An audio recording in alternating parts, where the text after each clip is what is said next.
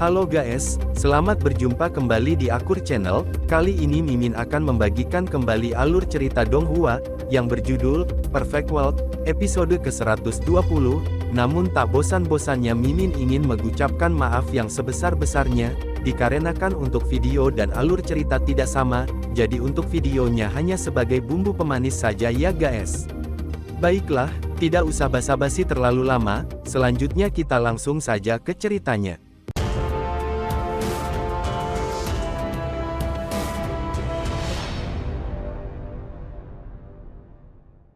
Di episode sebelumnya, diceritakan si Hao telah berhasil memulihkan luka-lukanya, dan juga telah selesai memulihkan semua kekuatan saktinya, kemudian ia berangkat bersama para praktisi muda dari desa Vermilion, untuk menghadiri uji ketangkasan, yang diikuti oleh setiap ras, dan ketika akan dimulainya acara tersebut, tiba-tiba beberapa orang dari Istana Abadi muncul, dan mengumumkan sedang mencari buronan seorang wanita, dan barang siapa yang dapat menemukan atau menangkapnya, maka akan mendapatkan hadiah dari Istana Abadi, dan saat itu tiba-tiba, mata si Hao merasakan ada bayangan, dengan kekuatan yang hebat, seketika itu juga, si Hao berpikir kalau buronan yang diumumkan tersebut akan muncul di arena. Anak muda berjubah perak itu berhenti bergerak. Terlihat seutas manik-manik di pergelangan tangannya bersinar. Dan manik-manik itu dibuat dari tulang emas, masing-masing manik-manik itu berkilau. Dan membuat si Hao terkejut. Tetap waspada, dia berteriak dengan suara tinggi, seolah-olah dia menghadapi musuh besar. Ucap si batu lempar sakti. Sementara itu di sekitarnya, para praktisi lapis baja emas gelap itu segera bergegas keluar, dan melindunginya di dalam. Mereka memegang tombak perang, tombak perunggu, dan artefak berharga lainnya, saat mereka berdiri dengan waspada.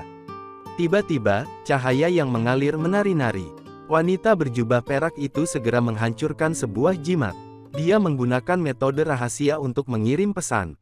Arena segera menjadi kacau. Para pemimpin dari berbagai suku yang datang, dan seketika itu juga, anak-anak itu semuanya terkejut. Mereka merasakan bahwa, wanita dalam lukisan itu mungkin muncul. Tali manik-manik tulang emas di tangan wanita berjubah perak itu, terbakar dengan cemerlang, melindunginya dalam penghalang cahaya, melilit erat untuk melakukan pertahanan. Di lain tempat, si Hao merasa terkejut. Ini sama dengan arah di mana dia melihat kilatan perak itu. Dalam hal itu, apakah gelang tulang utusan perempuan, yang datang dari kota prefektur membawa harta rahasia yang luar biasa, yang dapat dirasakan oleh individu dalam lukisan itu? Seketika itu juga, si Hao diam-diam mengeluarkan mata ganda dan melihat sekeliling. Dia menemukan bahwa di ujung cakrawala, ada seberkas cahaya sakti perak, yang menghilang dengan kilat. Setelah itu kemudian benar-benar menghilang. Dia menghela nafas ringan. Dia harus memupuk mata surgawi daunnya sendiri. Dia selalu menggunakan mata ganda ini, membuatnya cukup bergantung padanya, namun dia masih membutuhkan mata surgawinya sendiri. Hanya saja, semua jenis mata surgawi sangat sulit untuk diolah. Kultivator tanpa akhir telah bangkit, tetapi hanya beberapa yang berhasil membuka mata surgawi. Bagus, apakah kamu akan mengejar? Kata Master Kota Tua Kota Pohon Sarjana dengan suara lembut. Wanita berjubah perak itu masih muda, tetapi dia memiliki otoritas besar. Bahkan wajah putri Tuan Kota menjadi sedikit pucat saat ini. Dia mengerti betul, betapa mengerikannya wanita misterius ini. Bagaimana mereka bisa mengejarnya? Mereka hanya datang untuk menemukan beberapa petunjuk, dan tidak akan berusaha melawannya sama sekali. Bahkan jika pihak lain terluka parah, ini bukanlah seseorang yang bisa dia lawan. Satu-satunya hal yang bisa dia andalkan adalah, untaian manik-manik tulang emas ini, sesuatu yang hebat yang diberikan Istana Abadi padanya. Itu bisa melindunginya, tetapi jika dia pergi untuk melawan wanita berambut perak, dia pasti akan dalam bahaya. Tunggu di sini, tidak ada yang diizinkan untuk bertindak ceroboh. Tunggu sampai bantuan datang. Nada suara gadis berjubah perak itu sangat ketat. Beberapa menit kemudian, suara gemuruh terdengar di udara. Dunia ini gemetaran sebagai respons, mengguncang semua orang sampai darah mereka melonjak. Tiba-tiba sebuah celah muncul di kekosongan, kemudian tiba dengan kecepatan ekstrim, dan terlalu menakutkan. Dia terlalu cepat, meninggalkan semua pembudidaya menatap tak percaya. Dia tiba dari cakrawala dalam sekejap. Kemudian, kekosongan tersebut meledak dan terbuka. Seketika itu juga, muncul sosok yang tidak jelas yang mengalir dengan cahaya yang tak ada habisnya. Dia menjulang tinggi di udara seperti dewa surgawi tertinggi. Semua orang tidak bisa membantu tetapi merasakan dorongan untuk berlutut dan bersujud.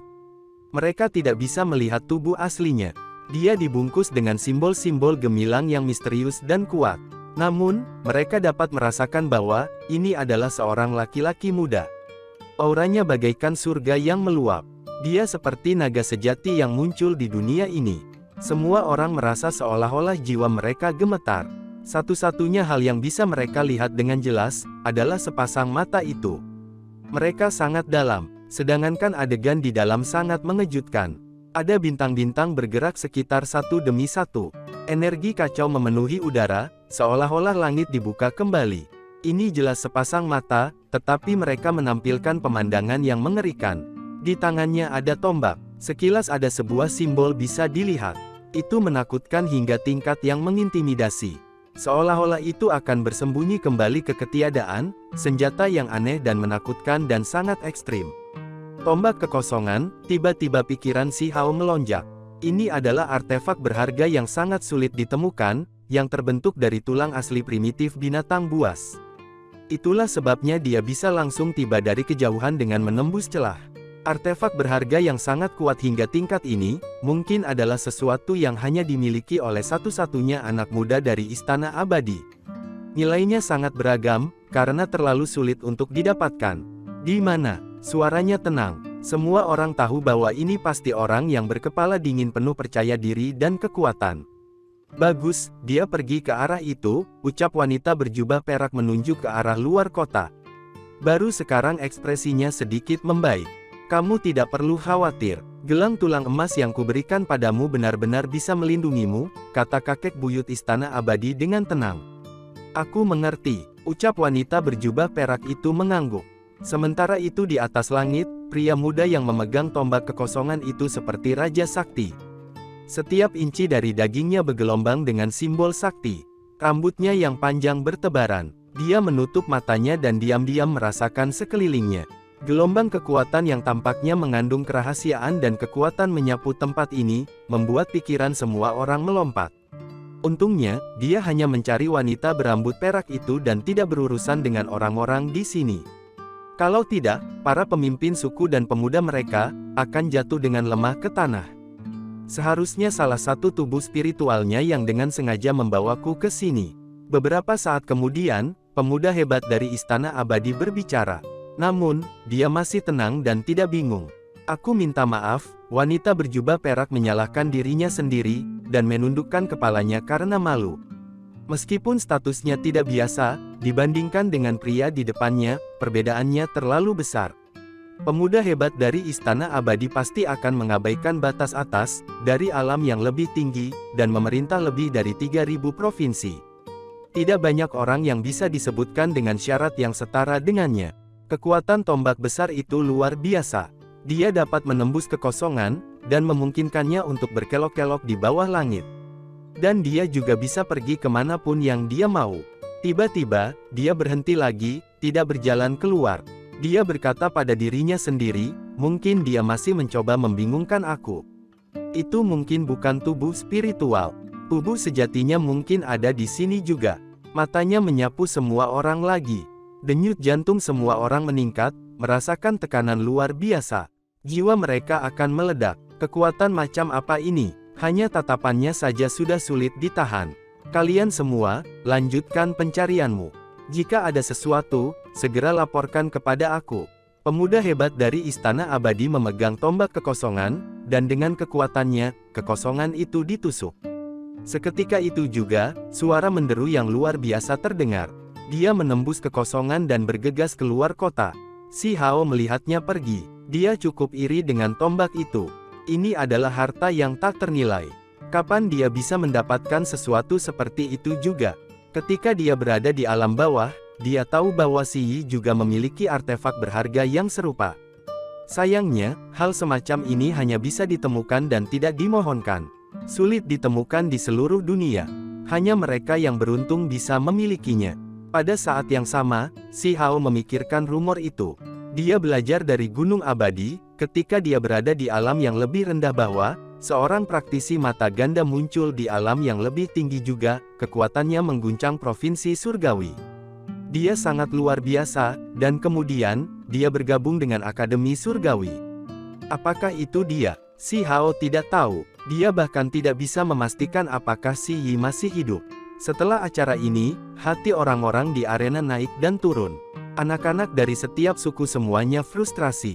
Usia mereka mirip, tetapi dibandingkan dengan para jenius di dunia luar, perbedaannya terlalu besar. Selain itu, ia mengatakan kepada semua orang bahwa, jika kinerja mereka dalam kompetisi seleksi sudah bagus, mereka bisa masuk ke beberapa sekte dan meningkatkan diri mereka masing-masing. Ini adalah kesempatan yang langka. Gangguan itu mempersingkat kompetisi seleksi. Mereka memutuskan untuk melakukannya besok. Namun, pada hari itu saja, banyak perubahan terjadi pada kota Pohon Sarjana.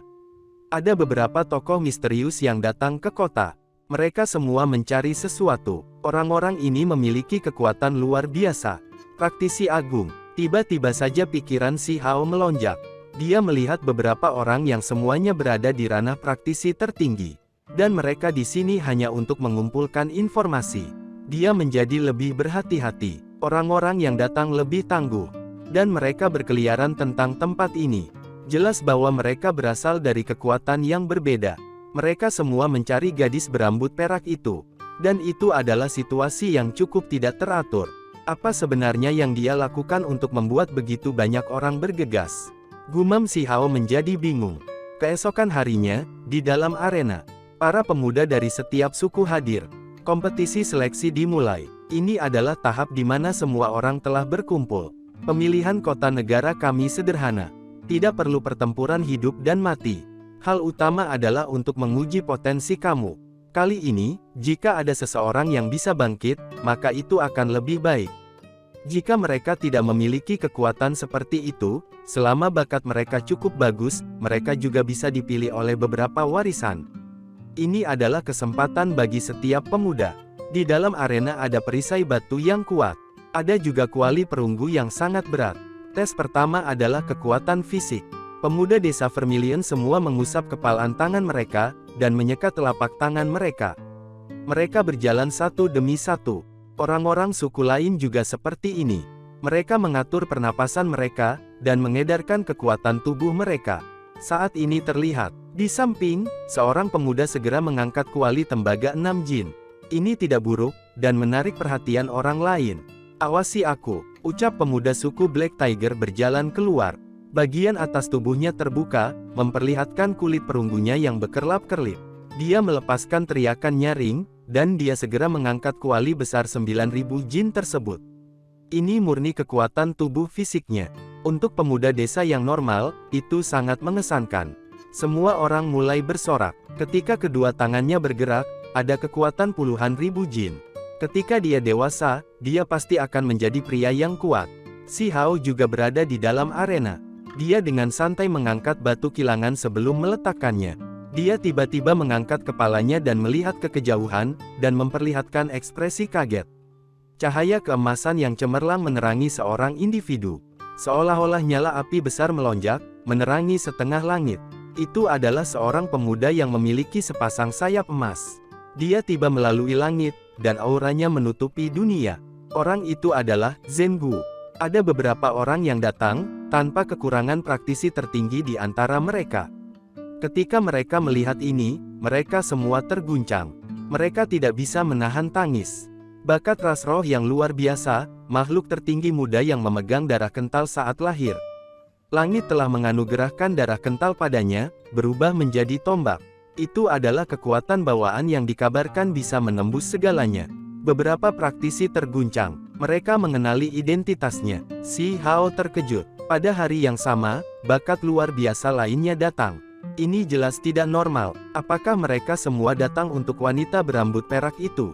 Adik laki-lakinya sudah luar biasa. Sebagai kakak laki-laki, ia dilahirkan dengan tombak yang membeku. Rumor mengatakan bahwa dia beberapa kali lebih kuat daripada adik laki-lakinya, seorang jenius surgawi dari generasi ini. Si Hao pernah naik ke alam Dewa Kekosongan dan bertempur dalam pertempuran besar melawan adiknya di altar burung gereja perunggu. Dan kekuatan orang itu cukup hebat. Setelah itu, semua orang berteriak ketakutan. Mereka melihat beberapa sosok menutupi langit. Mereka berhenti di atas kota pohon sarjana, dan melepaskan cahaya terang. Kemudian, mereka menghilang di kejauhan. Itu adalah bakat luar biasa. Beberapa dari mereka muncul satu demi satu. Sepertinya legenda itu nyata. Semua orang berdiskusi dengan suara rendah. Para pelayan tua yang datang dari berbagai kekuatan besar semuanya bangkit, kembali untuk membuat laporan. Si Hao terkejut. Ini adalah kota yang sangat kecil, tetapi beberapa bakat luar biasa muncul satu demi satu. Situasinya benar-benar aneh. Penyihir. Pikiran si Hao melonjak. Dia buru-buru menarik aura, tidak mau dikenali sekarang atau melakukan kontak dengannya. Dia tidak pernah berharap dia datang juga. Kemudian, orang-orang kota pohon sarjana terkejut lagi. Mereka melihat pemuda hebat dari istana abadi lagi. Di sisinya adalah seorang wanita dengan pakaian putih yang memiliki gaya dan kecantikan yang tak tertandingi. Pikiran si Hao bergetar. Wanita itu adalah Yue Chan, tanpa diragukan lagi, itu adalah tubuh utamanya. Keduanya bergerak bersama, tubuh mereka bersinar ketika mereka melakukannya. Dan mereka mencari sesuatu. Setelah tidak bertemu selama lebih dari setahun, tubuh utama peri Yue Chan menjadi lebih indah. Itu tidak lagi dinodai oleh dunia manusia. Dia memiliki mata dan gigi yang indah, dan ketika pakaian putihnya berkibar di belakangnya, dia seperti peri yang keluar dari sebuah lukisan. Tanpa sadar, tekanan keluar dari tubuhnya. Kekuatan jiwanya sangat mencengangkan, bahkan, membuat orang-orang seperti penguasa kota pohon sarjana merasa sangat ketakutan. Si Hao menyipitkan matanya. Dia tidak melihat ke arah itu, tetapi dia tidak bisa tenang. Tubuh utama Yue Chan ini lebih kuat dari sebelumnya. Dia cantik, dan aura abadi dilepaskan oleh tubuhnya. Dia tahu sejak lama bahwa peri Yue Chan bukanlah orang yang sederhana. Ada fenomena mengejutkan begitu dia dilahirkan, yang telah memicu sensasi di alam yang lebih tinggi. Kemudian, dia disegelkan. Saat itu, ia dan penyihir menemukan beberapa petunjuk ketika mereka berurusan dengan tubuh kedua Yue Chan. Di kedalaman kesadarannya, ada wanita yang menawan dan luar biasa tidur. Ada kekuatan hidup abadi yang keluar darinya. Apakah ini berarti dia mulai membuka segel batasan, dan melepaskan kekuatan jiwa? Asal-usulnya terlalu mencengangkan. Gumam si Hao mendesah dalam hati. Pemuda hebat dari istana abadi masih misterius seperti sebelumnya. Simbol menutupi seluruh tubuhnya, membuatnya sulit bagi seseorang untuk melihat penampilannya yang sebenarnya, tetapi kehadirannya masih membuat semua orang saling menghormati, tidak berani menatapnya berhadap-hadapan. Keduanya melesat di udara, seolah-olah mereka adalah sepasang batu giok. Itu peri penyihir sekte surga. Seperti yang diharapkan, dia adalah kecantikan yang tak tertandingi, cantik hampir tampak tidak nyata. Hanya pemuda hebat dari istana abadi, yang dapat memiliki peri luar biasa semacam ini menemani sisinya. Mereka adalah pasangan yang sempurna, seperti teman abadi Taoisme. Saat pasangan ini melakukan perjalanan melintasi langit, itu menimbulkan seruan kekaguman. Ada rasa takut, kekaguman, dan bahkan kecemburuan. Pasti ada sesuatu yang istimewa terjadi. Begitu banyak orang datang dan mengejutkan begitu banyak sekte. Apakah mereka semua datang untuk wanita berambut perak itu? Persis hal apa yang terjadi? Si Hao berkata pada dirinya sendiri. Dia merasa bahwa jika ada semacam peluang alami yang besar, dia kemungkinan besar akan terjebak dalam gangguan juga. Di dalam arena, kebanyakan orang tidak akan memperhatikan perubahan yang terjadi pada kota pohon sarjana, terutama kaum muda. Indera spiritual mereka tidak sekuat itu, sehingga kompetisi seleksi berlanjut. "Awasi aku," ucap pemuda desa Vermilion berjalan mendekat. Setelah menarik napas panjang, ia mengeluarkan gerutuan, dan kemudian dengan suara gemuruh, ia mengambil sebuah kuali besar seberat 10.000 jin. Seketika itu juga, teman-temannya di dekatnya semua kagum dan berteriak keras. Apa yang istimewa tentang itu? Di samping, seseorang membawa ekspresi jijik. Orang-orang desa Piton berjalan mendekat. Seorang pemuda yang kuat meraih kuali besar dengan satu tangan, dan kemudian dengan suara gemuruh, dia mengangkatnya. Kekuatan yang luar biasa. Semua orang berteriak dengan takjub, karena mereka berasal dari suku biasa. Bagi seorang remaja untuk hanya bergantung pada dagingnya tanpa simbol, dan menaikkan 10.000 jin kuali besar itu cukup mengesankan. Orang-orang di sini berspekulasi bahwa, jika si jenius desa Piton menggunakan semua kekuatan dan kedua tangannya, ia seharusnya tidak memiliki masalah dalam mengangkat kuali besar seberat 30.000 jin. Itu sangat mengejutkan. Tidak buruk. Master Kota Pohon Sarjana menganggukkan kepalanya dalam pujian, dan mengungkapkan senyuman. Sekelompok laba-laba kecil, kalian semua terlalu lemah. Pemuda desa Piton berbalik dan menatap desa Vermilion, dan kemudian dia mulai tertawa keras. Orang-orang di belakangnya tertawa terbahak-bahak, dan mengungkapkan ekspresi ejekan. Biarkan aku mencoba. Pemuda paling kuat di desa Vermilion muncul. Dia berjalan, dan kemudian dengan raungan, dia juga mengangkat 10.000 jin kuali kuno dengan satu tangan, yang mengarah ke seruan kekaguman juga. Si Hao sangat tenang. Saat itu, ketika dia baru berusia 7 tahun dan melatih tubuhnya, dia sudah mengangkat 100 batu jin dengan satu tangan, dan sudah melebihi batasnya. Kemudian, dia mengerti bahwa kota pedesaan ini hanyalah acara awal. Kompetisi seleksi ini, tujuan utamanya adalah untuk menyingkirkan pemuda yang terlalu antusias tanpa kekuatan. Jika seseorang percaya bahwa mereka cukup kuat untuk diri mereka sendiri, mereka bisa langsung menuju ke kota prefektur, dan berpartisipasi dalam pertempuran besar. Namun, jika mereka melakukan sesuatu seperti itu, ada kemungkinan mereka akan kehilangan nyawa. Itu sebabnya dia tidak berpartisipasi. Jika benar-benar ada peluang besar, dan dia harus berpartisipasi dalam pertempuran yang menentukan, maka dia akan langsung menuju ke kota prefektur. Tiba-tiba, garis petir yang sangat besar melesat di udara, mengguncang setengah langit. Sebenarnya itu adalah kecemerlangan yang datang dari kepalan tangan seseorang. Itu sangat menakutkan, kekuatan di belakangnya sangat mengejutkan dunia. Seketika itu juga, seseorang menangis dengan sedih. 5 atau 6 orang diledakkan sampai setengah tubuh mereka meledak. Mereka melarikan diri dengan tubuh mereka yang hancur berantakan. Mereka semua adalah praktisi tertinggi yang telah diserang sampai sejauh ini. Anak kilat, ucap seseorang berteriak kaget, mengenali identitasnya. Legenda mengatakan bahwa ia dilahirkan dalam badai besar. Begitu dia datang ke dunia ini, bagian atas kepalanya bersinar, dan kemudian segera mengalami sambaran petir. Ada desas-desus bahwa kilat mengalir keluar seperti lautan saat itu, langsung mengalir deras. Pada akhirnya, mereka semua diserap oleh mahkota kepalanya, dan berubah menjadi simbol yang mengukir dirinya ke dalam tengkoraknya. Itu keajaiban, klan dan orang tuanya sangat terkejut, menamainya anak kilat. Ini menyiratkan bahwa ia adalah anak dari surga. Segera setelah ia dilahirkan, alih-alih melukai tubuhnya, kilat tersebut malah membantunya memperbaiki tubuhnya. Sejak hari itu, ia terhubung erat dengan kilat. Ketika tinjunya hancur, kekuatan petir yang tak berujung akan muncul. Dan dia belum pernah dikalahkan sebelumnya. Bahkan kalian semua berani bersekongkol melawan aku. Rambut emas dari anak petir itu menari-nari, seolah-olah terbakar. Seluruh tubuhnya bersinar dengan sinar petir emas, yang tak berujung. Kami tidak tahu kamu adalah anak kilat. Anak sakti, tolong berikan pengampunan kepada kami. Ucap seorang individu berteriak keras. Anak kilat kemudian menunjukkan. Garis cahaya kilat melintas, dan kemudian orang itu benar-benar hancur berantakan. Dia pertama-tama berubah menjadi kabut berdarah, dan kemudian dia menjadi abu hangus. Semua orang di kota Pohon Sarjana menyaksikan sambil gemetar ketakutan. Individu ini terlalu tangguh, bahkan tidak memperlakukan para praktisi tertinggi sebagai orang istimewa. Mereka jelas berada di ranah kultivasi yang sama, tetapi sangat mudah baginya untuk membunuh mereka. Layak menjadi anak dari kilat, gumam seseorang sambil menghela napas. Aku ingin tahu apakah rumor itu benar. Anak petir mengabaikan kota Pohon Sarjana terhadap pasukan kekuatan besar itu dan bertanya.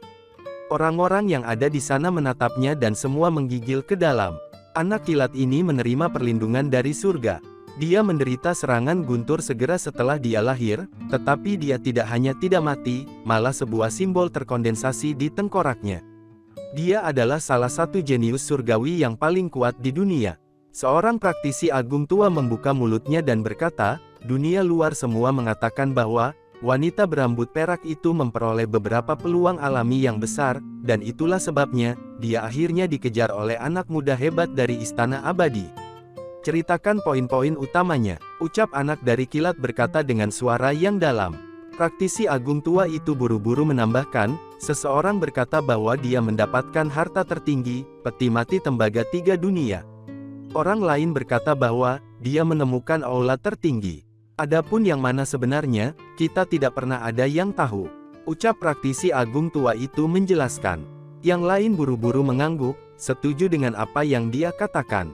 Seketika itu juga, anak kilat itu tiba-tiba menghilang, dia bergerak dengan cahaya kilat. Dan dia hanya meninggalkan bayangannya saja. Si Hao akhirnya tahu, mengapa wanita berambut perak itu diburu oleh orang-orang Istana Abadi. Sepertinya dia menemukan sesuatu. Tidak heran, bakat luar biasa dan kekuatan besar lainnya sedang bergegas untuk terus memburunya. Dia tidak tahu artefak ajaib seperti apa, peti mati perunggu dunia ketiga itu, tetapi benda apapun yang disebut harta karun tertinggi di alam yang lebih tinggi, benar-benar hebat. Sementara itu, dia tahu beberapa hal tentang aula tertinggi, dan dia juga tahu bahwa, itu kembali ke alam yang lebih tinggi. Meskipun kompetisi seleksi kota pohon sarjana masih dapat dianggap hidup, karena keributan yang tiba-tiba dan kedatangan banyak praktisi, namun kompetisi ini tampaknya agak membosankan. Sementara itu, wajah penguasa kota-kota pohon sarjana menjadi pucat. Sebagai penguasa tempat ini, di depan para praktisi dari sekte besar ini, dia benar-benar menjadi tidak terlalu penting. Bahkan para pelayan tua itu adalah praktisi tertinggi dengan kekuatan yang cukup untuk menyapu tempat ini.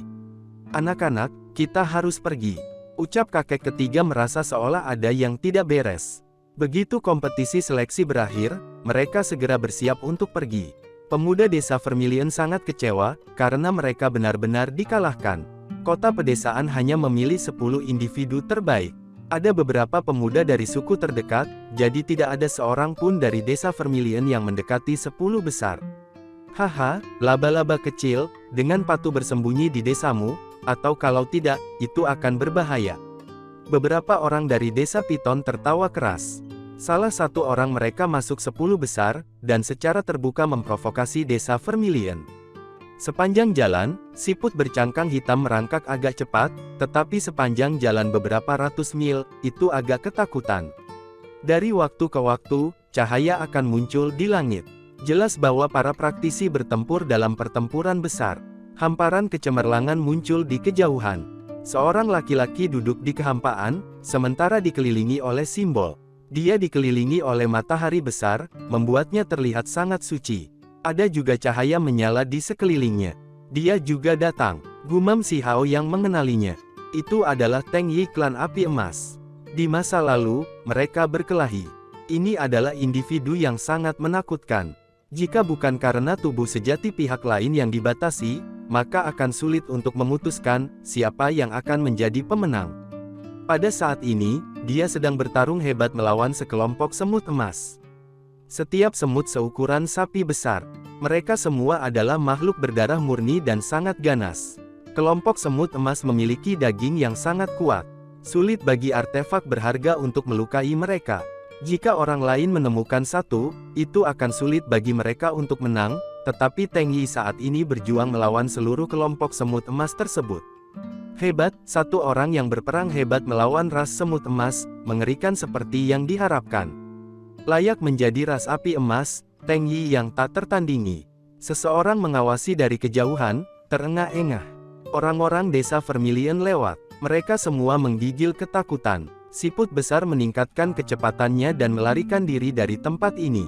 Mata si Hao berkedip-kedip dengan cahaya.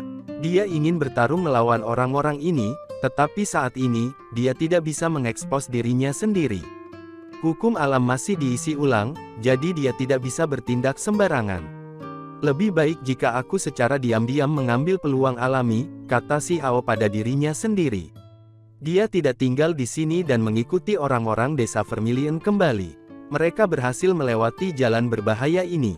Setelah kembali, si Hao tidak melakukan sesuatu yang berisiko. Dia menunggu tubuhnya pulih, sampai dia bisa menggunakan teknik yang berharga.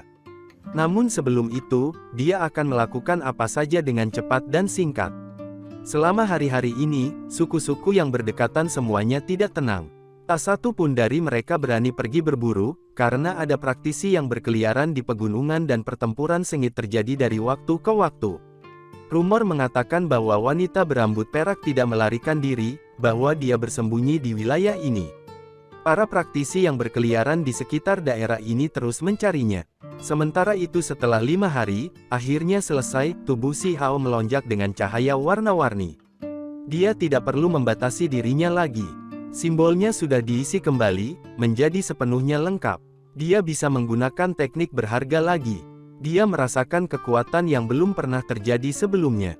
Ketika dia menggerakkan tangan atau kakinya, itu selaras dengan dunia, seolah-olah dia bisa membuat bintang jatuh. Ketika dia melihat kesulitan desa Vermilion, Si Hao bergerak dan memburu kembali beberapa mangsa, misalnya naga bertanduk gajah, badak berapi berkepala 2, unta berkaki 6, dan makhluk lainnya. Mereka semua adalah binatang buas yang sangat besar. Aku ucapkan banyak terima kasih kepada teman kecil. Ucap kakek ketiga mengucapkan terima kasih. Jika mereka tidak memiliki makanan ini, hari-hari berikutnya pasti akan kasar. Mereka hanya bisa makan sedikit biji-bijian. Untuk anak-anak yang saat ini tumbuh dan bercocok tanam, darah dan ki mereka tidak akan cukup. Aku harus pergi dan melihat juga. Setelah Si Hao memulihkan tubuhnya, dia menjadi seperti bagaimana dia di masa lalu lagi. Dia memutuskan untuk mengambil tindakan, dan melakukan tur keliling gunung untuk mencari peluang alam besar yang legendaris. Begitu dia memasuki kedalaman pegunungan, dia melihat konfrontasi yang terus-menerus. Ada banyak orang yang menyaksikan di dekatnya, dan tidak berani mendekat. Sementara itu, di tempat lainnya, pemuda agung dari Istana Abadi memegang tombak kekosongan. Rambutnya yang panjang bertebaran di belakangnya, dunia kekuatan saktinya berubah. Ada simbol di sekelilingnya. Saat dia berdiri di sana, seolah-olah dia adalah Raja Sakti yang turun ke dunia ini, dan yang menghadap ke dunia. Di sampingnya, pakaian putih Yue Chan berkibar-kibar. Dia berdiri bersama dengannya. Keduanya seperti pasangan yang sempurna, bekerja bersama untuk menghadapi dua individu lainnya. Ada orang yang berani menantang pasangan ini. Ucap Si Hao terkejut, mengungkapkan tatapan aneh ketika dia semakin dekat. Ini benar-benar merupakan perselisihan yang tak terhindarkan di antara berbagai musuh. Sementara itu di ujung lain pegunungan, penyihir itu tersenyum manis. Mata besarnya yang cerdas, dan gaun hitamnya mengungkapkan lekuk tubuhnya yang indah, dan membentuk kontras dengan pakaian putih Yue Chan. Tidak, ini tubuh aslinya. Gumam Si Hao heran. Dia menemukan bahwa, wanita berpakaian hitam ini sedikit berbeda dari di masa lalu. Penampilannya memiliki semua poin kuat dari peri rubah surgawi, dan penyihir sebelumnya. Gadis ini, gumam Si Hao yang akhirnya mengerti bahwa, penyihir yang dia temui sebelumnya, hanyalah tubuh spiritualnya saja. Di sebelah tubuh asli penyihir itu, duduk seorang individu yang terbungkus api. Api itu terbuat dari simbol, penampilannya misterius dan suci. Ini adalah seorang pemuda. Dia agak tidak jelas saat dia duduk di dalam simbol tersebut, tetapi Si Hao bisa merasakan betapa kuatnya orang ini. Ada cahaya sakti di bahunya yang berputar, dengan energi misterius yang mengisi kekosongan. Dia benar-benar bisa berdiri melawan pemuda hebat dari Istana Abadi, jadi itu cukup jelas betapa menakutkannya dia. Pemuda hebat dari Istana Abadi adalah seseorang yang membuat orang lain seusianya merasa putus asa, sosok yang tidak dapat diatasi. Dia seperti gunung besar yang tidak bisa digerakkan. Namun, ada rumor bahwa ada beberapa orang yang berprofil rendah yang sebanding dengannya. Mungkinkah laki-laki yang duduk di kekosongan itu adalah salah satunya? Cahaya emas melepaskan kecemerlangannya. Simbol mengalir di sekitarnya, menenggelamkan laki-laki misterius di dalamnya. Dia duduk di sana seperti gambar sakti yang tidak bergerak sepanjang waktu. Sehingga penampilannya sangat bermartabat. Sehingga pada akhirnya, pemuda hebat Istana Abadi mengangkat tombak di tangannya, mengarahkannya ke depan ke arah pria misterius di bawah cahaya emas, dan melepaskan kekuatan sakti yang abadi. Semua orang terkejut dan mundur dengan cepat. Perubahan sedang terjadi dalam konfrontasi ini. Kedua belah pihak secara tak terduga akan mengambil tindakan. Pria misterius itu duduk di sana, tetapi cahaya emas di pundaknya menjadi sedikit lebih terang. Inti cahaya emas tersebut berkedip-kedip, dan berubah menjadi sosok kecil yang meneriakkan tulisan suci di sekitarnya. "Kemarilah dan bertarung," kata pemuda hebat Istana Abadi dengan suara menggelegar. Seluruh tubuhnya bersinar, penampilannya yang sebenarnya tidak bisa dilihat. Rambut di kepalanya yang panjang, menari-nari saat auranya yang kuat melonjak. Ambil tindakan. Di sisi lain dari puncak gunung, pria misterius yang duduk di kekosongan berbicara dengan sikap dingin dan tenang. Sementara itu, tombak kosong itu menakutkan sekali. Dengan goyangan ringan, langit pecah, dan dengan cepat memanjang, kehebatan yang tak ada habisnya meletus, dan meretas celah yang terbuka dengan satu serangan. Ekspresi semua orang berubah. Tulang binatang buas bisa menembus ruang, tetapi itu tidak berarti bahwa mereka bisa menggunakan kekuatan suci kehampaan itu. Seketika itu juga, tombak kekosongan merayap, mengalir dengan cahaya kabur. Sehingga kekuatan yang mengejutkan memenuhi tempat ini. Laki-laki misterius itu tidak bergerak seperti gunung. Hanya cahaya emas di pundaknya yang berkedip-kedip, melepaskan untaian demi untaian simbol, menghalangi serangan ini dan meratakan kekosongan. Sungguh tangguh, terlalu mengejutkan. Artefak ajaib macam apa ini? Terdengar kata-kata semua orang dengan ngeri. Cahaya emas ini juga luar biasa tangguh, mampu berdiri berdampingan dengan tombak kekosongan. Pria yang duduk itu bergerak. Gerakannya sesuai dengan ritme Dao. Tangannya membentuk jejak, dan cahaya emas di pundaknya semakin turun, muncul di antara jejak telapak tangan dan meletus dengan cahaya yang tak berujung. Banyak orang menutupi telinga mereka dan dengan cepat melarikan diri ke kejauhan. Jenis suara Dao ini terlalu mengerikan, dan bisa membuat beberapa praktisi berdarah. Si Hao menyipitkan matanya, wajahnya tanpa ekspresi. Dia berdiri di tengah orang banyak sambil menyaksikan semuanya. Kedua individu ini beberapa tahun lebih tua darinya, dan bidang kultivasi mereka lebih tinggi. Mereka mencapai tingkat tertinggi dari alam praktisi tertinggi, dan akan menyalakan api sakti mereka. Pemuda Istana Abadi mengacungkan tombak besar dan menyapu udara. Tangan lelaki misterius di sisi lain bergabung bersama. Dengan suara ledakan keras, cahaya berharga meletus di mana-mana. Seketika itu juga, banyak orang berteriak ketakutan, bahkan jenis teknik berharga ini ditampilkan. Itu terlalu menakutkan. Semua orang membelalakkan mata mereka merasakan keinginan untuk membungkuk dan bersujud. Naga sejati mengangkat kepalanya, melingkar di sekitar cahaya emas, dan bergegas juga untuk memperbaiki celah-celah kosong, dan bertabrakan dengan tombak. Cahaya Dao meletus tak berujung dan raungan naga berdering ke surga ke-9. Angin gila melolong dan energi keberuntungan meletus tanpa henti. Kedua praktisi itu dibuat mundur ke belakang, dan kemudian mereka saling menatap dengan ekspresi serius. Akhirnya, mereka dengan cepat bentrok lagi. Keduanya menampilkan metode mengejutkan dunia.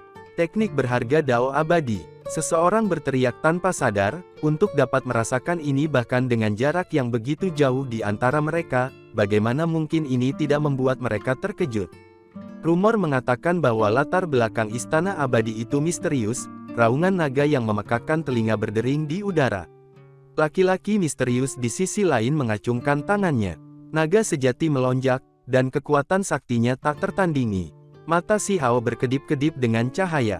Dia berkata kepada dirinya sendiri, tubuh mereka mengandung kekuatan sakti yang tak terbatas. Dia mencoba mencari tahu alasan di balik ini. Kedua orang ini cukup rakus. Betapa beruntungnya bagiku untuk melihat teknik berharga naga sejati. Gumam si Hao dalam hatinya. Teknik rahasia Istana Abadi telah ditampilkan. Kami bisa melihat hal seperti itu, datang ke sini bukan sia-sia. Chan kecil, bagaimana kalau kita bermain sedikit juga? Penyihir itu menggoda, matanya yang besar penuh dengan kehidupan. Dia menunjuk ke tubuh utama Yue Chan, yang akan memulai pertempuran sengit. Yue Chan pun menyambut tantangan pertempuran. Kedua wanita cantik itu bergegas bersama, sosok mereka bergerak dan luar biasa. Begitu mereka mengambil tindakan, pertempuran besar meletus, yang sama mengejutkannya. Sementara itu, anak kilat datang. Ekspresinya tenang, cahaya kilat melesat melintasi langit. Orang bisa melihat keinginannya untuk bertarung. Ada Zhengu juga, ada sepasang sayap emas di punggungnya. Seluruh tubuhnya ditutupi sinar keemasan, dan niat bertarungnya melonjak ke puncak. Dia ingin bergabung dalam pertarungan juga. Di sisi lain, Teng Yi duduk di sana, matahari besar melepaskan cahaya tak berujung saat mengelilingi tubuhnya. Mereka semua menyaksikan pertempuran ini. Setelah pewaris istana abadi dan lelaki misterius bertukar serangan terakhir, kedua individu mundur, tidak menyerang lagi. Sebaliknya, mereka melihat orang-orang terdekat. Mereka diam-diam setuju untuk tidak melanjutkan pertempuran yang tidak ada akhirnya. Pada kenyataannya, ketika seseorang mencapai tingkat kekuasaan mereka, mereka adalah orang-orang yang sulit dikalahkan. Mereka tidak akan dengan mudah terlibat dalam pertempuran hidup dan mati. Pertarungan barusan adalah ujian untuk melihat seberapa kuat pihak lain itu. Penyihir dan peri Yue Chan berpisah juga, keduanya menghentikan serangan mereka. Setelah konfrontasi singkat, mereka berdua mundur ke sisi yang berbeda, yang kuat dan yang lemah akan diputuskan suatu hari nanti. Semua orang tersebar, tetapi mereka tidak menyerah, terus mencari wanita berambut perak itu. Rumor mengatakan bahwa lingkungan telah disegel. Banyak orang merasa bahwa wanita berambut perak tidak bisa melarikan diri. Dia bersembunyi di sini untuk mengobati lukanya. Si Hao berkeliaran di sekitar pegunungan selama beberapa hari. Dia juga bertemu beberapa bakat luar biasa, tetapi dia tidak mengambil tindakan apapun, karena menurutnya itu tidak layak. Desa Vermilion damai. Tidak jauh dari sana, ada tebing batu yang berkelap-kelip dengan cahaya perak. Raungan burung akan terdengar dari waktu ke waktu. Si Hao samar-samar merasakan gelombang esensi spiritual yang sangat kaya, yang tiba-tiba datang dari tebing itu. Tempat ini dekat dengan desa Vermilion. Dengan para praktisi saling berhadapan, tidak ada yang biasanya datang ke sini. Mereka masih relatif terkendali, dan tidak akan menghancurkan suku tanpa alasan. Burung bersayap perak adalah sejenis burung ganas yang kuat. Meskipun itu membuat sarangnya di dekat desa Vermilion, mereka selalu hidup bersama secara harmonis tanpa konflik. Tampaknya ada beberapa keadaan khusus. Si Hao merasa seolah-olah burung bersayap perak itu cukup gelisah, dan masih ada aroma obat yang menembus udara. Orang-orang desa Vermilion tidak bisa datang ke sini, tetapi dia berbeda. Indera saktinya tajam, jadi dia segera mendeteksi kelainan dan naik ke udara, dan segera tiba di jurang ini. Si Hao bisa tahu dengan pandangannya bahwa salah satu dari mereka berbeda. Tidak hanya sayapnya yang perak, tapi seluruh tubuhnya juga seperti ini. Itu berkilau dengan cahaya dan memiliki spiritualitas khusus. Ini terutama benar ketika dia tiba. Semua burung bersayap perak lainnya berteriak keras, sementara itu satu-satunya yang mundur dan melebarkan matanya karena terkejut, membawa ekspresi seperti manusia. Mengapa aku merasa matanya seperti manusia? Gumam si Hao curiga. Segera setelah itu, burung kecil perak istimewa itu menahan esensi spiritualnya. Tubuhnya tidak lagi bersinar, tetapi tubuhnya masih putih keperakan, membuatnya masih terlihat berbeda. Mengapa induk burung itu pergi dengan tergesa-gesa barusan? Tidak ada yang salah dengan tempat ini, kata si Hao pada dirinya sendiri. Hidungnya sedikit bergerak, dan ada bau obat yang berharga. Itu kamu baru saja makan sejenis obat yang berharga. Dia melihat burung muda yang spesial. Semakin dia melihatnya, semakin dia merasa terkejut. Pada akhirnya, dia tidak bisa membantu tetapi melebarkan mulutnya. Mengapa kamu terlihat sedikit seperti Phoenix perak? Rahang si Hao hampir jatuh ke tanah. Ini bukan kesalahpahaman. Dia pindah dan dengan hati-hati melihatnya. Itu sangat mirip. Dia meraih burung muda setengah kaki ini, dan dengan hati-hati menusuknya, mengamatinya dengan matanya. Siapa yang akan membayangkan bahwa ia akan memiliki temperamen seperti itu, seolah-olah sangat marah. Itu benar-benar meraih cakar perak dan dengan keras menginjak hidungnya. Berhenti melawan, ucap si Hao sambil meraihnya. Semakin dia menggosok tulangnya dan mengeluarkan bulunya, semakin dia terkejut. Burung ini jelas tidak biasa. Ada cahaya misterius di dalam tubuhnya, tapi itu buram dan mustahil untuk menembusnya. Menentang surga, burung bersayap perak ini menghasilkan leluhur, menciptakan Phoenix perak. Si Hao benar-benar menemukan ini agak sulit dipercaya. Seperti pencuri, ia memasukkan burung muda ini ke lengan bajunya sebelum melompat dari tebing. Sementara itu tanpa diduga, burung bersayap perak dewasa tidak tampak cemas sama sekali. Ketika melihat mereka pergi, dia malah benar-benar merasa lega, dan terbang kembali ke sarang. Mengapa ibumu takut padamu? Ucap Si Hao menjadi lebih curiga setelah melihat adegan ini. Burung muda ini menatapnya dengan tatapan jijik. Kamu tidak diizinkan menatapku seperti itu, ucap Si Hao sambil menjentikkan kepalanya. Akibatnya, burung muda ini menjadi geram. Dia kemudian menerkam untuk meraih wajahnya. Tunggu, kenapa aku merasa burung ini sangat mirip manusia? Benar-benar aneh. Bahkan jika itu adalah leluhur, ia tidak harus cerdas saat masih sangat muda. Mengapa aku merasa kamu bisa mengerti aku? Kata Si Hao. Dia mengangkat burung kecil perak itu dan memutarnya untuk melihatnya. Pada akhirnya, burung itu sangat malu sehingga ia meraih salah satu jarinya dengan paruhnya, tanpa melepaskannya. Apakah benar-benar ada sesuatu yang aneh? Gumam Si Hao sambil mengangkatnya, dan dengan sungguh-sungguh memeriksanya. Spiritualitas burung ini sangat luas, tetapi hanya berukuran 1 kaki. Seluruh tubuhnya berkilau dengan sinar perak. Mampu memahami segalanya meskipun masih sangat muda dan agak menyeramkan. Mengapa emosimu begitu kuat? Jangan terlalu banyak bergerak, ucap Si Hao sambil menjentikkan dahinya, dan membuat burung kecil yang cantik sangat marah hingga membelalakkan matanya. Setelah beberapa lama, Si Hao menyentuh salah satu teknik berharga yang tak tertandingi, teknik misterius Phoenix sejati. Mata Si Hao terbakar habis-habisan. Dia menyeka air liurnya. Jika ini benar-benar Phoenix Preak, maka baginya, ini adalah surga yang menentang keberuntungan. Biarkan aku melihat tulangmu, dia berkata pada dirinya sendiri, kemudian dia mengeluarkan mata ganda untuk dengan hati-hati melihat tulang sejati, dalam tubuh burung muda ini. Seketika itu juga, mata ganda bergerak, melepaskan cahaya yang tidak teratur. Sebenarnya tidak bisa melihat burung muda ini. Ada nyala api perak di sekitar tubuhnya yang terus menyala, menghalangi segala sesuatu dari dunia luar. Si Hao terkejut. Burung muda ini sepertinya semakin tidak biasa. Bahkan mata ganda tidak bisa memeriksanya. Dia membawa burung kecil ini dan mulai dengan cermat mempelajarinya. Si Hao menggunakan suara Dao, melepaskan teriakan ringan. Dia menggunakan kekuatan mental sakti untuk mencari lautan kesadaran burung muda ini. Namun, sesuatu yang tidak terduga terjadi. Dia dihentikan lagi, keningnya bersinar, dan api perak yang terbentuk dari simbol muncul, dan terbakar di sana. Jika dia mencarinya dengan paksa, kemungkinan besar akan menghancurkan tubuh burung muda ini. Baiklah, kurasa aku harus dengan enggan mengangkatmu di sisiku. Dia mulai tertawa dengan cara yang nakal. Jika ini benar-benar Phoenix perak, maka itu akan sangat luar biasa. Burung muda itu sangat sedih saat merajuk. Apa kamu lapar? Aku akan membuatkan makanan untukmu. Si Hao menemukan pot dan memasukkan daging ke dalamnya sebelum memberikannya kepada burung muda. Namun apa yang terjadi? Burung itu malah langsung menendangnya. Gerakannya lancar dan anggun, membalik pot dan melemparkannya ke wajah Si Hao. Hei, kamu burung, jika kamu tidak makan ini, apa yang kamu makan? Jangan menatapku, katakan apa yang kamu inginkan. Kamu tidak memiliki gigi, jadi jangan menggiling paruh kamu lagi, kata Si Hao. Kamu belum memiliki nama, biarkan aku berpikir, karena dia akan menaikkannya di sisinya. Si Hao mulai menggunakan seni penamaan yang unggul.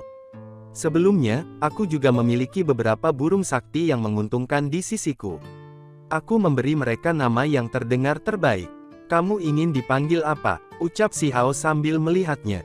Aku hanya akan memanggil kamu Witi keempat sehingga cocok dengan yang lain, kata Si Hao pada dirinya sendiri. Kemudian, dia mengulanginya lagi, merasa semakin puas dengannya. Dia tertawa keras dan berkata, tidak buruk, di masa depan, ini adalah namamu. Burung kecil itu membelalakkan matanya, seluruh tubuhnya berkeringat dingin. Nama busuk ini, benar-benar bukan tipe sederhana yang tidak bisa ditoleransi. Seluruh tubuhnya pecah merinding. Si Hao menyebutnya Witi keempat. Baik, aku akan membuat pengecualian untukmu. Di antara binatang sakti dan burung keberuntungan yang aku temui, ada 2 yang luar biasa. Itulah sebabnya aku memberi mereka nama yang berbeda, jadi aku akan membuat pengecualian untuk kamu juga, kata Si Hao. Burung kecil perak itu menatapnya dengan jijik, tidak percaya bahwa ia bisa mendapatkan nama baik. Salah satunya bernama bola berbulu, dan si kecil merah lainnya. Itu cocok dengan mereka berdua dengan cukup baik. Si Hao membual, mulai hari ini, aku akan memanggilmu perak. Ucap Si Hao mengangguk puas, merasa bahwa itu cocok dengan burung ini yang berkedip dengan cahaya perak. Burung muda itu secara alami tidak akan menyerah bahkan sampai mati. Nama busuk ini membuatnya gila. Secara langsung mengabaikannya. Namun, pada hari-hari berikutnya, setiap kali Si Hao mengatakan itu membuatnya merasa seperti sedang mengalami penderitaan. Sementara itu di tempat lain, banyak pembudidaya bepergian di sekitar tempat ini.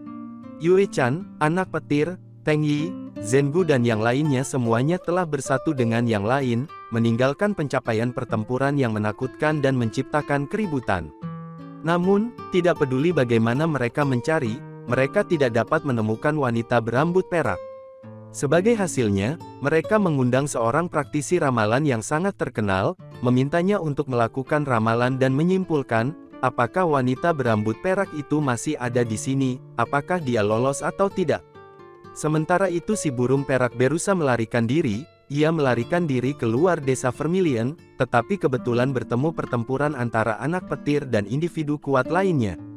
Petir mengerikan melesat melintasi langit gunung, mengguncang bumi dengan kekuatannya. Pada akhirnya, itu membuatnya menjadi lesu dan kembali kepada Si Hao. Penampilanmu tidak terlihat normal, bagaimana jika orang lain menemukan kamu? Biarkan aku membantu kamu mengubah tampilan kamu untuk menghindari memprovokasi bencana, kata Si Hao pada dirinya sendiri. Pada awalnya, ketika Perak mendengar kata-kata ini, ia mengedipkan matanya yang besar, merasa bahwa ini adalah sesuatu yang disetujui. Namun, yang terjadi selanjutnya adalah pembalasan berturut-turut, karena Si Hao mengeluarkan sepasang gunting tulang, mulai menyerang secara acak di tubuhnya. Bulu-bulu terbang kemana-mana, dan meninggalkan hamparan perak di tanah. Dia berjuang dengan semua yang dimilikinya, tetapi pada akhirnya, itu sama sekali tidak berguna. Bagaimana ini perubahan penampilan yang sederhana? Ini merusak penampilannya. Mata perak menembakkan api. Semua bulunya terangkat. Itu membuat marah hingga batasnya. Itu karena bulunya yang indah telah dipotong menjadi kekacauan mutlak. Itu adalah tontonan yang terlalu mengerikan untuk ditanggung. Penampilannya terlalu banyak berubah. Dari pendapatnya, itu sekarang jelek sampai ekstrim. Aku akan membunuhmu. Tiba-tiba, Si Hao seperti mendengar suara wanita yang menyenangkan, tetapi sangat bingung dan jengkel. Dia berbalik dan mengungkapkan lebih banyak kejutan ketika dia melihat si perak. Apakah ini tidak cukup baik? Penampilan kamu sebelumnya terlalu mencolok. Biarkan aku membantu kamu menambahkan beberapa sentuhan akhir. Si Hao tidak memperhatikannya dan mengangkatnya. Kemudian, dengan gunting tulang, dia dengan gila-gilaan memindahkan gunting. Selesai. Akhirnya, dia mengungkapkan ekspresi bahagia. Dia sangat puas. Dia melemparkan gunting tulang dan menurunkan perak, dan meletakkannya di depan cermin tembaga lagi. Perak tidak berani membuka matanya, karena kali ini, itu bahkan lebih parah. Jelas bisa merasakan bahwa bulu ekornya yang cerah dan indah dan bulu kepalanya yang paling cemerlang telah dipotong. Tenang, kali ini, sangat indah, aku jamin kamu akan puas. Jika orang lain melihat kamu, mereka pasti tidak akan bisa mengenali bahwa kamu adalah Phoenix Perak, kata Si Hao dengan percaya diri. Perak diam-diam membuka satu mata, merasa terlalu gugup di dalam. Ia tidak tahu seperti apa keadaannya. Namun, pada akhirnya, dia tidak bisa membantu tetapi melihatnya. Itu karena hampir semua bulunya yang indah telah dipotong. Saat ini, tubuhnya hampir terbuka. Untuk burung kecil ini yang sangat cantik, seolah-olah dilemparkan ke dalam lapisan neraka ke-18. Kamu benar-benar tidak memiliki penglihatan, tidak tahu bagaimana mengagumi seni. Si Hao menggelengkan kepalanya. Dia menggoyangkannya dan berkata, tidakkah menurutmu lebih baik kamu terlihat sangat berbeda, tampak seperti ras lain? Tidak ada yang akan bisa mengenali kamu. Memang, itu berubah dari Phoenix Perak menjadi seekor merpati. Tentu saja, seekor merpati yang berbulu, acak-acakan, dan jelek. Perubahan itu terlalu drastis. Apa, tidak buruk, kan? Tanya Si Hao. Sin kemudian berpindah ke daerah di dalam pegunungan, magma merah berkeliaran, mengubah bidang hutan menjadi reruntuhan. Saat ini ada individu yang kuat berkelahi di sini. Selama beberapa hari berikutnya, perselisihan terjadi di tempat ini berulang kali. Si Hao mengerutkan kening. Dia melihat makhluk yang bahkan lebih kuat. Sekarang berita tentang peti mati tembaga dan aula tertinggi terdengar, itu menciptakan sensasi besar. Individu yang kuat datang dari setiap bidang. Api biru melonjak, cacing tanah besar muncul, panjangnya lebih dari 50 zang. Ini adalah seorang praktisi yang menyalakan api sakti. Begitu muncul, itu langsung menyerang pemuda hebat Istana Abadi. Warisan Istana Abadi menembus kekosongan. Dia benar-benar menghilang, menghindari serangan praktisi ini. Cacing tanah beberapa lusin zang panjang seperti ular raksasa. Itu melingkar di langit, meninggalkan simbol biru. Kemudian, dengan cepat bergegas menuju bumi yang besar. Tiba-tiba terdengar suara, "Kamu berani bertindak secara acak, apakah kamu mengabaikan keberadaanku?" Ucap seorang sesepuh muncul, tubuhnya terbungkus api hitam. Dan dia mengulurkan tangan besar ke bumi yang besar. Tetua, tubuh utama Yue Chan muncul, memanggilnya. Ini adalah seorang praktisi dari Sekte Penyulingan Surgawi yang telah menyalakan api sakti. Dan dia juga tiba di wilayah ini. Seketika itu juga, cacing tanah itu terurai. Dia bersinar ketika separuh tubuhnya memasuki bumi. Gerakannya sangat cepat dan keras. Kemudian, tetua itu berteriak. Dia mengeluarkan manik sakti yang memancarkan sinar kuning. Dan dia mengelilingi hutan gunung di bawahnya, membuat tubuh cacing tanah menjadi kaku, dan tidak dapat melarikan diri. Manik sakti itu adalah manik jalan bumi, yang sengaja dibuat untuk makhluk yang bergantung pada bumi. Sehingga itu segera membuat cacing tanah kehilangan metode mobilitasnya. Seketika itu juga, kekosongan terpecah. Murid Istana Abadi muncul, rambutnya yang panjang terurai ke belakang. Tubuhnya ramping dan kokoh. Cahaya memancarkan darinya. Cahaya berdarah memercik keluar. Tombak itu meretas cacing tanah menjadi dua, dan kemudian dengan putaran yang sengit, itu membuat makhluk yang kuat itu pecah inci demi inci, berubah menjadi kabut berdarah. Sehingga, seorang praktisi yang menyalakan api sakti terbunuh begitu saja. Darah memercik di mana-mana, membuat kehampaan kekosongan besar tampak sangat menyeramkan. Mereka yang melihat pemandangan ini di pegunungan, semua menggigil sampai ke dalam sumsum tulang. Makhluk yang menyalakan api sakti terbunuh begitu saja. Segera setelah itu, beberapa makhluk kuat lainnya muncul di wilayah ini. Mereka semua adalah figur kuat dari berbagai sekte. "Aku harus pergi," gumam Si Hao berkata dengan lembut. Tidak ada alasan baginya untuk menginjak air berlumpur. Sambil berbicara, dia melirik si perak. Wilayah ini menjadi semakin kacau. Setelah informasi tentang 3 peti mati tembaga dan aula tertinggi dirilis, itu telah memicu sensasi besar. Tokoh-tokoh penting dari berbagai sekte tidak dapat duduk diam. Sebelum pergi, Si Hao menghajar pemuda desa Piton. Dia melihat beberapa orang jahat yang disebutkan kakek ketiga, dan diam-diam membunuh mereka, membantu desa Vermilion membalaskan dendam mereka. "Aku harus melompat keluar dari laut seperti ikan dan tidak lagi dibatasi. Aku ingin bergerak bebas di dunia ini tanpa bersembunyi dari siapapun," gumam Si Hao berkata pada dirinya sendiri. Dia perlu menjadi lebih kuat dan tidak suka, bagaimana dia seperti sekarang, yang merasakan ketakutan yang menahan dirinya. Dan, adegan ini pun, mengakhiri perjumpaan kita kali ini. Terima kasih kepada semua subscriber Akur Channel, yang sudah menyimak sampai dengan akhir ceritanya. Semoga semuanya diberikan kesehatan dan kebahagiaan, serta ketabahan, juga diberikan selalu rezeki yang berlimpah, untuk bekal dunia dan akhirat, amin. Sampai jumpa di episode selanjutnya ya guys, terima kasih.